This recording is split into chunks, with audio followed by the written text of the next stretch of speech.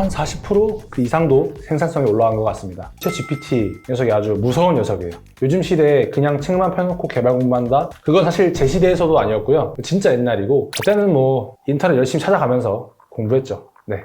안녕하세요, 미스터 디벨로입니다. 요즘 분야를 막론하고 다양하게 활용되고 있는 AI가 있는데요. 바로 챗GPT입니다. 저희도 개발이나 정보 수집을 할 때 애용하고 있는데요. 아무래도 GPT가 AI다 보니까 개발자들은 어떻게 활용하는지 굉장히 궁금해 하시더라고요. 그래서 개발자인 제가 챗GPT를 어떻게 활용하고 있는지에 대해서 말씀드리려고 합니다. 개발 생산성에 대해서 비교를 해보면 한 40% 이상도 생산성이 올라간 것 같습니다. 챗GPT 녀석이 아주 무서운 녀석이에요. 예를 들어 개발하는 도중에 필요한 함수가 있을 때 머리로는 이미 다 알고 있어요. 뭐 곱해서 뭐 더해주고 혹은 날짜로 변환해주고 이런 것들이 있는데 코드로 직접 쳐야 될 경우에는 챗GPT한테 레시피 패턴으로 프롬프트를 질문을 하면 직접 코드를 치지 않고도 GPT가 함수를 알아서 촥촥 만들어줘요. 그러면 거기서 약간 수정해가지고 곡사 붙여넣기 하면 너무 깔끔하게 코딩이 금방 해결되는 거죠. 그전에는 뭐 인터넷에서 찾아서 이걸 이렇게 적용해보고 오류 나면 콘솔 찍어보고 이런 과정들이 있는데 원하는 것들을 입력하고 그 다음에 답을 해주면 거기서 조금 커스텀해서 곡사 붙여넣기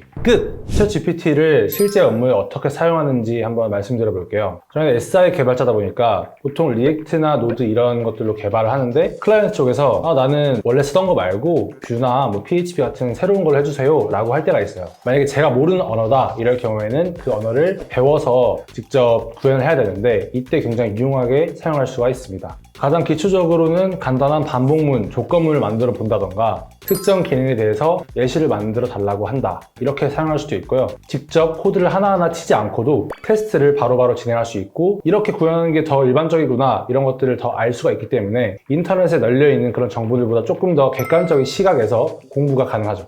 두 번째는 특정 기능에 대한 구현이 필요할 때 활용하고 있습니다. 이전에는 뭐 안드로이드 카메라 실행 구현을 하고 싶다라고 하면은 인터넷에서 찾아서 이 블로그는 이렇게 썼구나 직접 알아보고 거기에 맞춰서 코드에 끼워 놓고 테스트를 해야 되는데 이제 챗GPT는 포멀한 카메라 기능에 대한 코드가 있기 때문에 그거를 바로 요청을 하고 해당 코드를 통해서 테스트를 진행하여 검색 시간을 단축시킬 수 있고 이에 따라서 결국에는 작업 시간도 단축될 수 있습니다. 세 번째는 레시피 패턴을 활용해서 많이 업무에 녹여내는데요. 달성하고 싶은 목표가 있고 재료도 있고 달성하기 위해 어떤 단계를 해야 될지 대략적으로는 알고 있는데 디테일한 정보를 내가 굳이 막 생각해서 하고 싶지 않아 할 때 사용하면 굉장히 유용해요. 예를 들어서 우리가 카레를 만든다고 해봅시다. 카레가루, 돼지고기, 감자, 당근, 양파 등의 재료가 있어요. 냄비에 넣어서 조리를 해야 되는 건 알지만 어떤 순서로 재료를 넣고 어떻게 해야 될지는 정확히 모를 때 그때 GPT한테 물어보면 자세히 알려줍니다. 코딩도 똑같아요. 챗GPT한테 데이터를 암호화하는 파이썬 프로그램을 작성하려고 한다. 이때 사용자 입력을 읽고 유효성 검사를 하고 암호화를 하고 암호화된 데이터를 리턴해야 한다는 것을 알고 있습니다. 이것을 구현하기 위해 전체 단계의 차례를 알려주고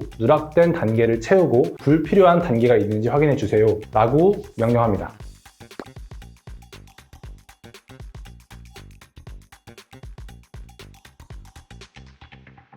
누락된 단계를 채우세요 라는 프롬프트는 우리가 놓친 부분이 있을 경우 후속 질문을 하지 않고 챗GPT가 부족한 부분을 바로 채우도록 하는 문장이고요. 불필요한 단계가 있는지 확인해 주세요 라는 프롬프트는 더 나은 레시피를 만들기 위해 부정확한 부분을 찾아내도록 챗GPT에게 지시하는 문장입니다. GPT는 프롬프트를 어떻게 입력하냐에 따라서 답의 퀄리티가 천차만별로 달라지니까요. 테스트를 많이 해보면서 최적의 프롬프트를 찾는다면 업무 능률, 코딩 능률 집약적으로 올릴 수 있을 거라고 생각합니다.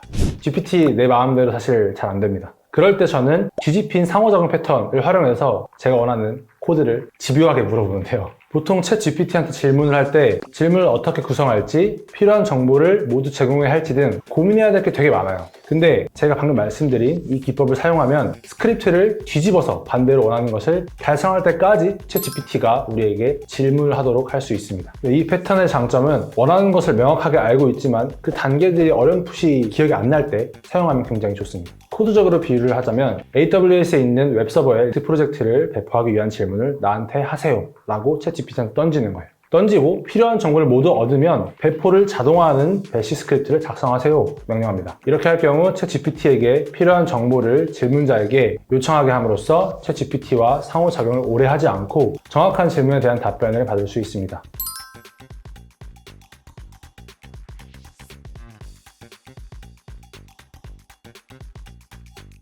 실제로 이 방법은 많이 사용하는 방법 중 하나이고 내가 캐치하지 못한 요소까지 알려줘서 분야 막론하고 잘 사용한다면 엄청나게 시간과 에너지를 아낄 수 있을 거라고 생각합니다. 자, 마지막으로 주니어 개발자분들 집중하세요. 챗GPT가 좀 어려우니까 제가 좀 더 어떻게 써야 되는지 알려드릴게요. 개발 공부 재밌으신 분들도 있겠지만 가끔 가다가는 지루하고 재미도 없잖아요. 개발을 하다가 막히면 물어볼 것도 없고 물어봐도 인터넷에서는 이렇게 한다 저렇게 한다 이게 맞는지도 모르겠고 이해될 때까지 물어볼 수도 없고 챗 GPT가 든든한 쌤이 될 수 있으니까 시간 에너지 낭비를 엄한데 하지 마시고 꼭 활용해보세요. 리플렉션 패턴인데요. 이 방법이 왜 주니어 개발자들한테 도움이 되느냐, 모든 답변에 대한 이유를 설명하도록 챗 GPT에게 요청할 수 있기 때문입니다. 예를 들어서 답변을 제공할 때는 답변의 근거와 과정을 설명하세요 라고 명령을 하고 궁금한 것들에 대해서 질문을 하는 거죠. 추가적으로는 선택한 사항을 설명하고 잠재적인 제한 사항이나 엣지 케이스, 여기서 엣지 케이스는 주요한 사용자 그룹이 아닌 소수의 특정한 상황을 의미합니다. 리플렉션 패턴을 이용하면 이렇게 자세한 설명과 함께 공부를 할 수 있습니다.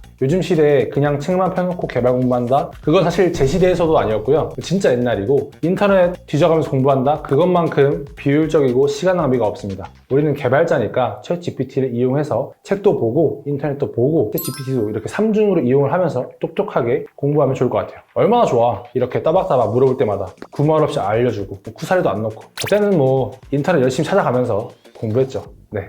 오늘은 개발자가 챗 GPT를 어떻게 사용하는지에 대해서 말씀드렸는데요. 챗 GPT가 편리한 만큼 회의적인 시선도 분명히 존재합니다. 최근 삼성전자에서도 GPT를 사 내에서 사용 못하겠다는 얘기가 나올 만큼 보안에는 취약하니 공과 사를 구분해서 적재적소에 맞게 잘 사용한다면 분명 일의 능률을 올려주는 중요한 AI가 될 거라 생각합니다. 오늘 영상이 도움이 되셨다면 좋아요와 구독 눌러주시면 감사하겠습니다. 또 개발이나 AI 관련해서 궁금한 사항은 댓글 남겨주시면 저희가 자세히 답변 달아드리겠습니다. 감사합니다.